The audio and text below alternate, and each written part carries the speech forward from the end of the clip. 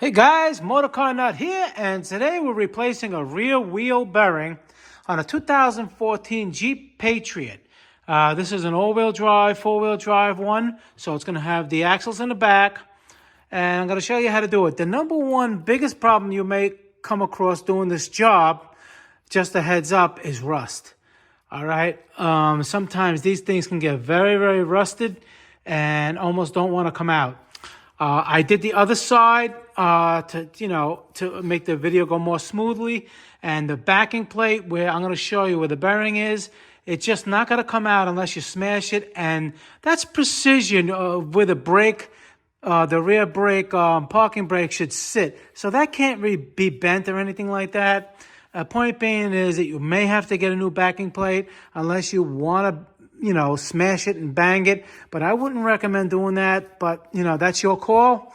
Okay, so we start off, take the wheel off, the lug nuts are 19 millimeter, and, put the car on jack stands. Do not rely on a jack. Yeah, you watch my videos, you know that. Jacks are only for lifting, not for holding weight. Okay, and now we're going to have over here, like on the other side, this was all rotted, but anyway, there's a cotter pin.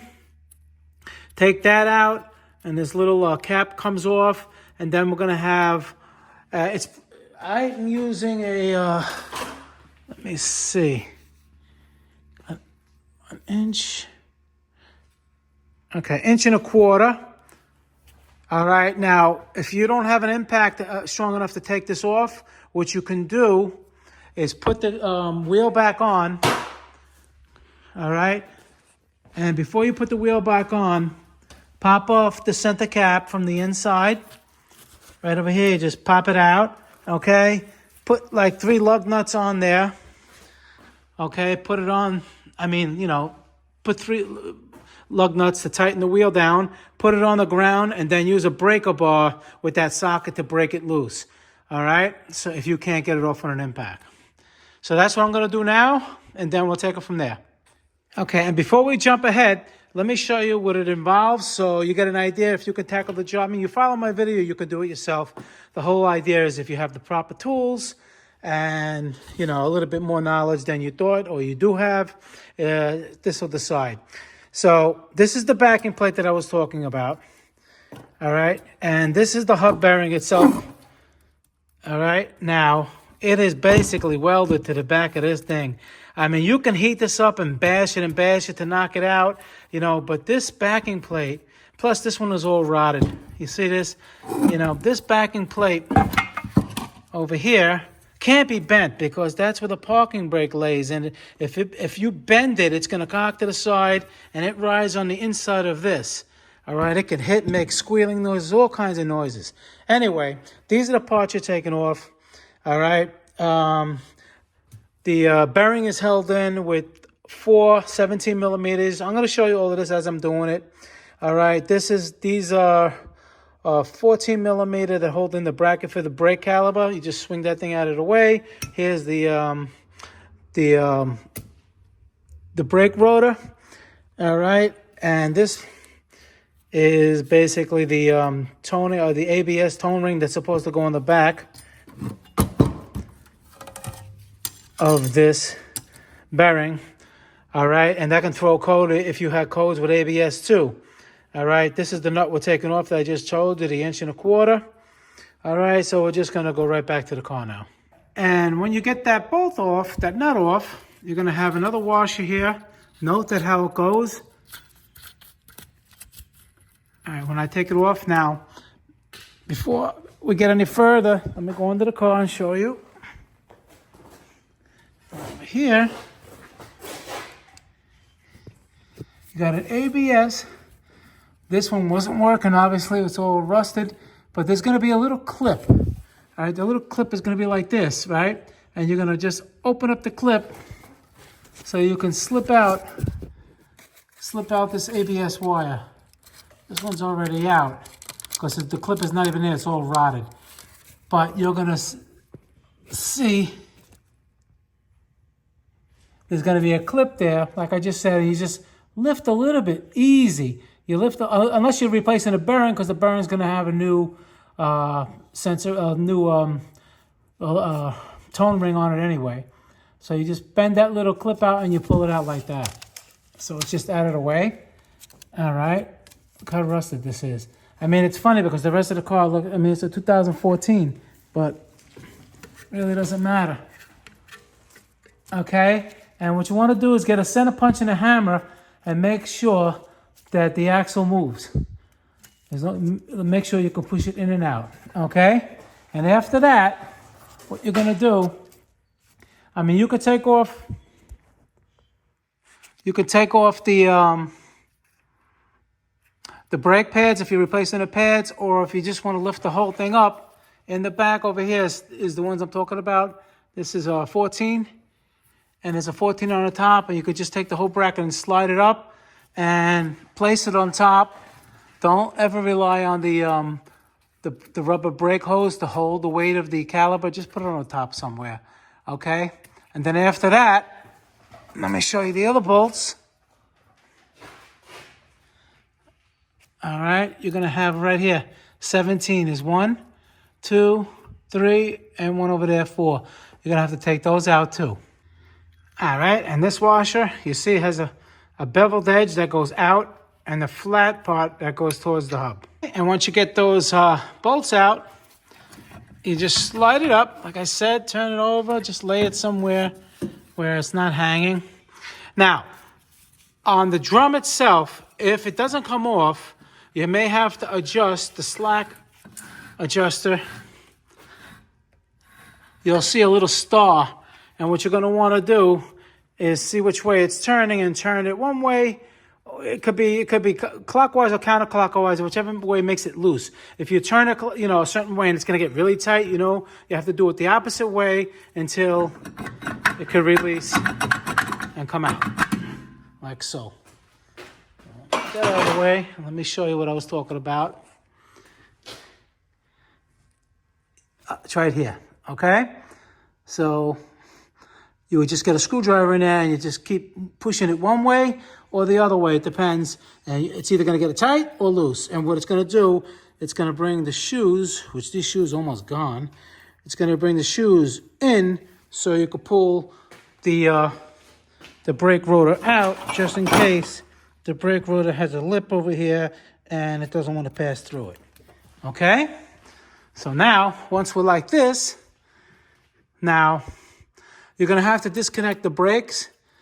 It's just easier that way. I mean, these bearings are just not coming out. They're not going to just slide out.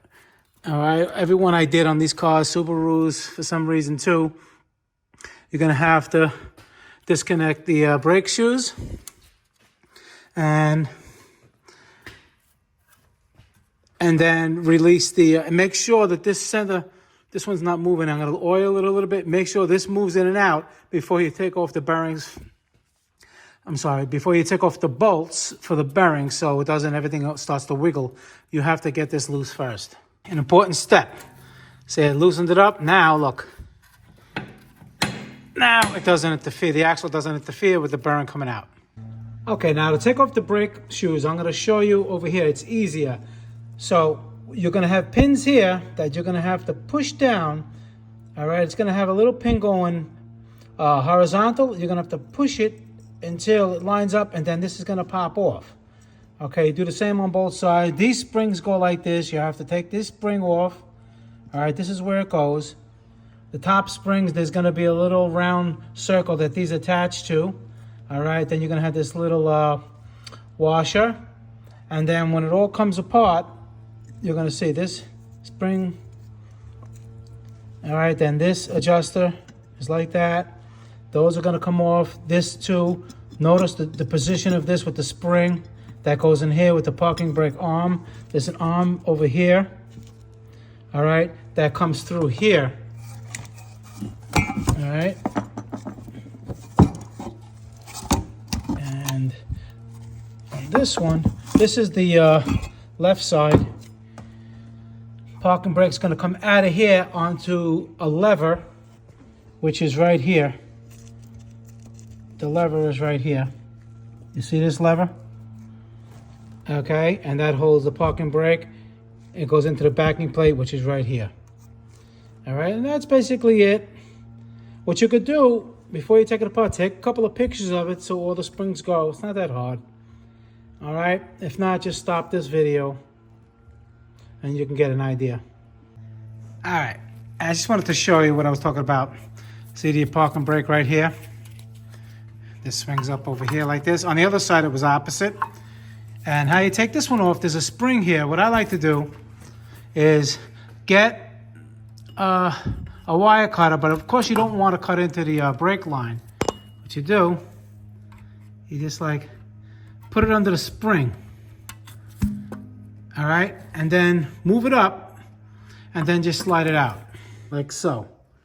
You see I'm trying to do it, okay? Now you have the spring up there and you just hold in the spring so it doesn't go back down and you just take it right off. Now the 17 millimeters, all 4 of them, they're out. And now the next hurdle has to do with the rust, what I was talking about. This comes out. All right, this is the bearing, but it's not gonna come out.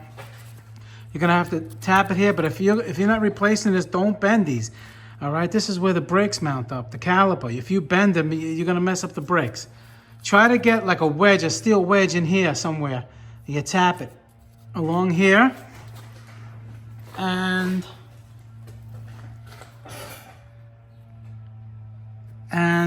along in here. The thick metal to thick metal. You tap it until it pops out. All right, that's gonna be the biggest problem. All right, what I did is I used an air chisel. All right, and I put it right in here. And look at that, and it came out. So you could do the same thing with a chisel and a hammer. On this side, and on that side. And like I told you before, it was important to really release this so it comes right out. All right, and the ABS plug, the tip of it, see it would slide in here. This is all rusted. And how you would take it out is you would just lift this up a little bit with a screwdriver while it's in the back and just slide it right out.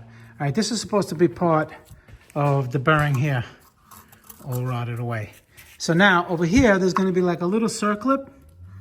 All right, you just take a screwdriver right here and just pop it out, don't lose it, and just tap it and take the emergency brake cable out of the hub and backing plate. All right, and that's that little clip that goes right here, and it should slide right out. The other side didn't slide right out, this one did. All right, it slides out, and don't worry, it passes this too. And you just keep it off to the side. It's a good time to check your boot, make sure they're not leaking. And now we're just gonna reverse the procedure, but now what I wanted to talk about is the bearing itself. Now, I'm putting new ones on here, but if you want to tap this, see what I'm trying to say, let me bring it to the bench, is this whole piece comes out, all right? And you start hammering it, you can't distort anything over here, all right? This is they make them so cheap. Look at how thin this is. And I'm not even talking about the shield itself, but the platform itself, where it lays on. You can bend this and then, you know, I mean, if you can get it out, you know, you can support it underneath somehow and, you know, you tap it out. I've seen guys use a lot of heat and bang it, but then the whole other thing is all destroyed. They are, I mean, I can get both backing plates for $200. But, I mean, if you can get them out without disturbing anything and save that $200, more power to you. You know, I'm not going to play around with that because a lot of times it just doesn't work. So it all depends. I mean, this type, they have the ones that are cast iron. All right, that's different. This is steel. The cast iron ones, like the brackets of the brake caliper, you know, really, really solid ones that really won't bend. You can get them out nice, or you can even use a press. I have a press there, but again, it does distort them. On these Jeeps, they just don't want to come out. But like I said, you're more than welcome to try. And I would like to know in the comments how easy it was to get yours out, or if you had some kind of a technique to do it. I would love to hear about it. Okay, so I just got the new part in there, a new backing plate. I'm going to install this, then we're going to install the bearing, and then install the emergency brake, and keep on going. Okay, you just slide in the emergency cable like that.